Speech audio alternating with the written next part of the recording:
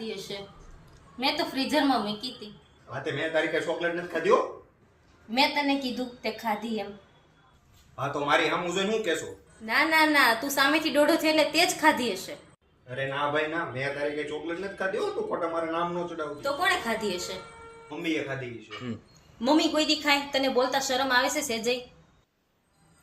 હું તો એમ વિચારતી હતી હું રોજ એક ચોકલેટ લાવીશ ને હું ને મારો મોટો ભાઈ બે અડધી અડધી ખાશું, પણ આપણા ઘરમાંથી ચોકલેટ ગાયબ થઈ જાય છે એટલે હું હવે નહીં લાવું. હા તે નો લાવતી હો કોઈ દિવસ હવે. અને લાવી હોય તો એ ઉપાધિ ન કરતી, હવે હું ધ્યાન રાખીશ હો ને.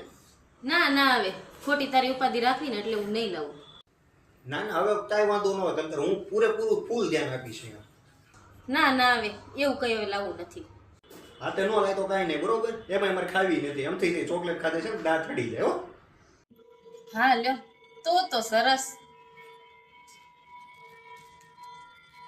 આ જો એક ચોકલેટ લાવી હતી, પણ હવે તો તારા દાંત સડી જાય છે એટલે હું એકલી ખાઈ લઈશ.